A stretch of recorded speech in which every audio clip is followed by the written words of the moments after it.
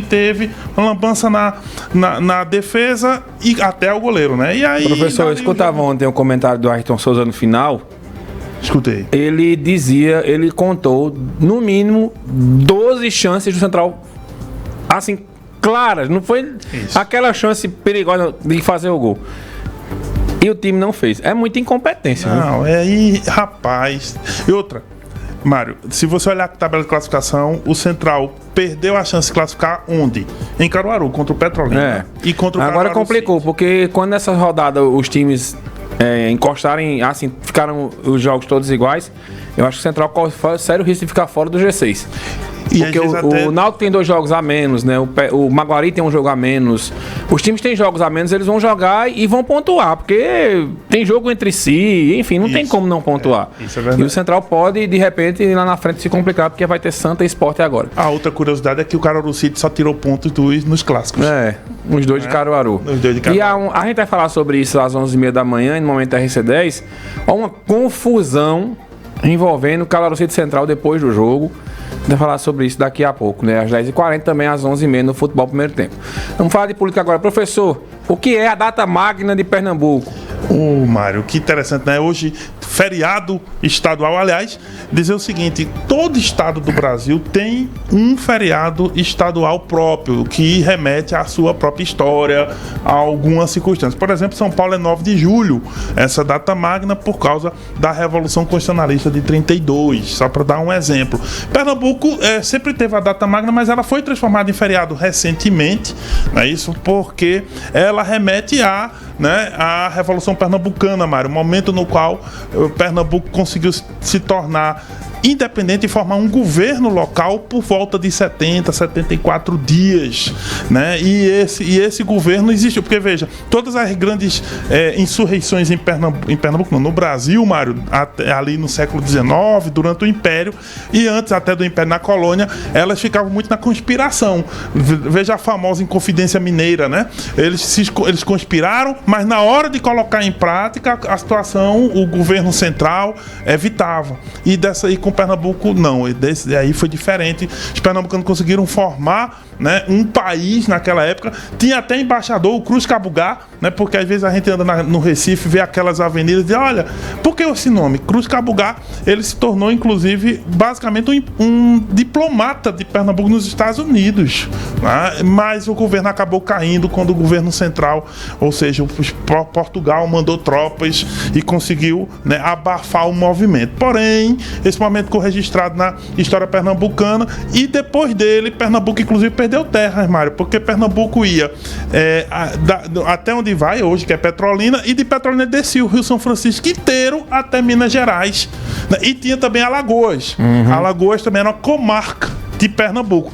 E aí o governo central, o imperador Dom Pedro aí tirou isso, né, de Pernambuco, tirou Alagoas de Pernambuco e também a região do São Francisco ali, que vai de Petrolina até Minas Gerais, né, a margem oeste do rio, a margem leste do rio, ela ficou toda para a Bahia, né? Então a Bahia ganhou terras e Pernambuco perdeu terras depois de todas desses embates. Porém, Pernambuco é muito orgulhoso, né, disso, e essa é a grande data magna que significa em latim grande.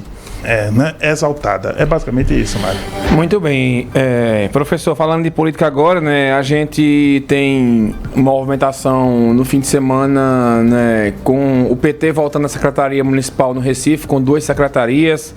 A governadora Raquel nomeando aliados, né, como o filho do presidente, do deputado estadual Antônio Moraes, como presidente do IPEM. O Henrique Queiroz amanhã assume a presença do ITERP. Os dois são ligados ao PP. Enfim, aos poucos, tanto João Campos quanto Raquel vão organizando a casa já de olho na eleição do ano que vem, né? A política sempre volta pro leito, né, Mário? Por mais que haja um discurso durante a eleição de uma sinalização de não político, algo que, não, nós vamos fazer algo muito diferente, governar sem a política. Isso não existe, né?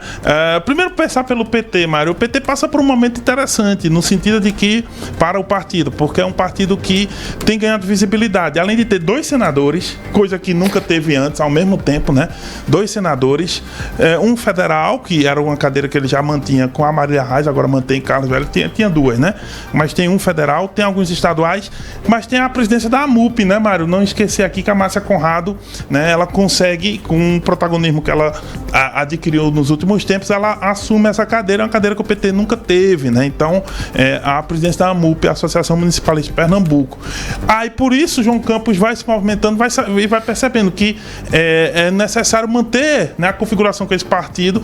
Ele reaviva a Frente Popular. E um detalhe, Mário, é possível que o PT acabe pedindo a vice de João Campos, né, para a próxima eleição, mas aí tem que ver como é que o PDT vai reagir, já que a vice, Isabela de Rodon, é do PDT. Por quê? Porque uma vez que João seja reeleito e saia para o governo do estado, essa pessoa que for a vice dele, se ele vencer a eleição 2026, essa pessoa faria o que o Rodrigo Pinheiro fez aqui em Caruaru, Mário. Assumiria o Recife. Então há um jogo... Se houver algum nome assim, que a gente pudesse olhar e que fosse um nome que agregasse dentro do PT para ser essa vice ou vice, né, que some mais do que Isabela de Roldão, porque eu acho que o pessoal do PSB ficou chateado com o voto de Isabela em Raquel no segundo turno, e a conta vai chegar no ano que vem para ela, né? Quem seria um nome hoje? No PT, Mário, o PT, principalmente o PT metropolitano, que é o grande nome, a ascensão do PT é a Márcia Conrado, né? Mas fora dela, o Oscar Barreto tem uma grande influência. Márcia Conrado não ia deixar a prefeitura de Serra para ser vice de Recife. De Recife, né? Porque é um deslocamento muito sem lógica. Sem lógica. E ela... Talvez para a eleição de 26...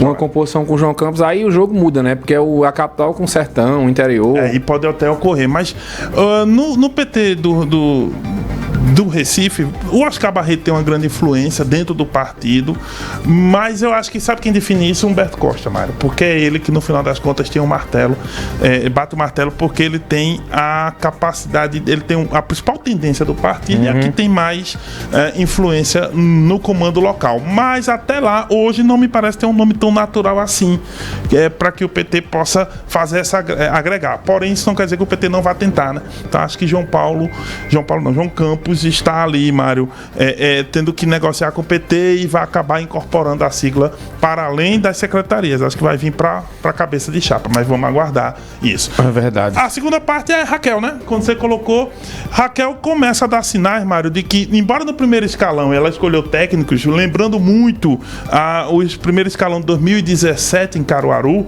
quando ela entrou pela primeira vez na prefeitura da cidade, no segundo escalão, ela começa a reacomodar a política, né? Você lembra aí esses dois, o Henrique Queiroz e o do ITERP e... Ari Moraes. E o Ari Moraes, eles são do PP, mas mais do que isso, eles sinalizam uma relação que ela está tentando manter com a Assembleia Legislativa. Eles não são só do PP, eles são também vinculados a deputados estaduais, né? Com mandatos já consolidados, enfim. Isso já é uma forma de Raquel se reaproximar da política, coisa que lá no primeiro escalão ela deixou mais o jeito dela, só que agora ela começa a se reorganizar para atender principalmente a Assembleia Legislativa. Lembrando, Mário, que alguns projetos que ela vai querer passar pela Assembleia precisam, obviamente, né, do aval dos deputados e para isso ela precisa reorganizar a relação com a casa. E nesse sentido ela está começando a fazer isso por meio do segundo escalão. Observe que tem uma relação aí, a política começa a aproximar, né? E nesse caso, alguns outros cargos ainda vão vir. Tem muito cargo de segundo, terceiro escalão que não foi decidido, tá? Caruaru mesmo tem vários. Caruaru mesmo tem vários, né? Aliás, a gente vai até falar um pouco disso hoje, Mário, porque o Jefferson Paes, que comandou a 4ª Ciretran aqui em Caruaru, tá vindo e ainda não teve um sucessor lá no órgão. Então, a segundo, terceiro escalão aí, e aí sim, gerências regionais de saúde, de educação, que são muito cobiçadas pelos políticos, porque elas são comandos regionais, né, de áreas inteiras. Então isso aí, me parece que o governo Raquel está começando a vir para o leito da política, Mário, e consequentemente conseguir uma boa relação com a Assembleia Legislativa, principalmente. É o caminho que ela está fazendo. Não usou o primeiro escalão, está usando no segundo aqui, segundo e terceiro escalão, me parece que é isso. Vamos passar no WhatsApp Cidade, 998780997, aqui porque tem muita gente participando com a gente.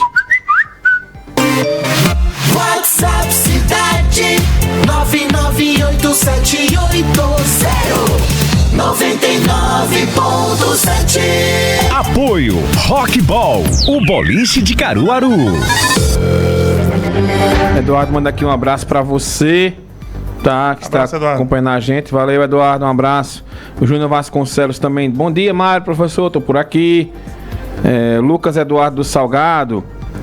Bom dia, Mário. Lucas Eduardo, olha a bronca aí agora com o Maicon Alagoano discutindo com o torcedor.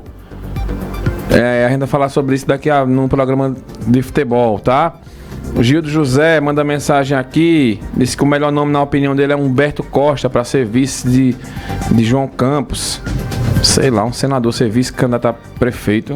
Eu acho difícil pela estatura do cargo que ele ocupa. E ele não é só um senador, ele é um senador reeleito, Mário. Então, assim, acho mais difícil ele compor nessas condições. Agora, ele deve indicar alguém. Me parece que sai mais alguém ligado a ele, né? Alguém ligado a ele. É aí que vai sair. Talvez tenha um vereador, uma vereadora. Pois Liana Cirne, por exemplo. Liana, ela tem um público que ela pode agregar, né? Claro que tem que ver como as siglas vai se reorganizar, mas isso vai ocorrer. O PT quer essa vaga, por quê? Porque se o João Campos tiver êxito, o João Campos saindo para governador do estado, Mário, independente de ter êxito ou não no governo do estado, o prefeito do Recife passa a ser o vice. E isso é uma cadeira cobiçada por qualquer partido. Tem um áudio aqui de Zé Arnaldo. Fala, bicho. Bom dia, Mário.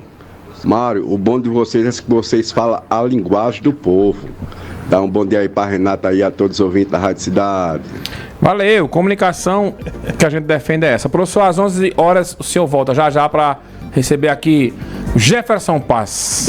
Ex-coordenador da 4ª Ciretran aqui de Caruaru, vai falar um balanço de como foi a presença dele, né, na 4ª Ciretran, falar um pouco de política também, e a gente se vê daqui a pouco.